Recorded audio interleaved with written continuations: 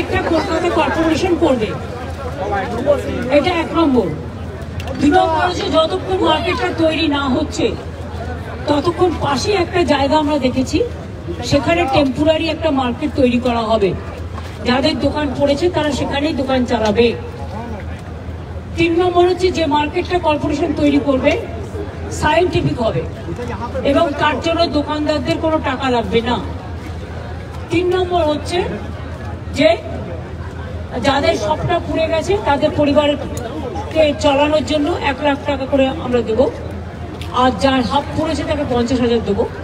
আর যেহেতু ওদের দিন আনে দিন খায়, তাই আমি চেষ্টা করবো কাল পরশুর মধ্যে, ববি আজকে তেহট্টে গেছে, ফিরে আসুক, দেবলীনারও আসুক আছে, পুলিশের সাথে কথা বলে একটা সার্ভে তো করতে হবে কার কার নামে দোকান ছিল, কি ব্যাপার, সেটা না জানলে আপনি কাকে দেবেন, অন্য কেউ নিয়ে চলে যাবে।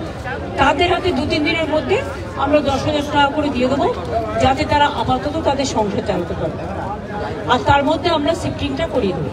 আর একটা বিষয়, সেটা হচ্ছে দোকান পুড়ে গিয়েছে, সেই জায়গা থেকে দাঁড়িয়ে এই দোকানগুলো, আমি যেটুকু জানি আমি ততটুকু বললাম। দিদি, সম্পূর্ণরূপে কেএমসি থেকে অর্থাৎ কলকাতা কর্পোরেশন সম্পূর্ণটা রিনোভেট করে দেবে? হ্যাঁ রে বাবা, করবে।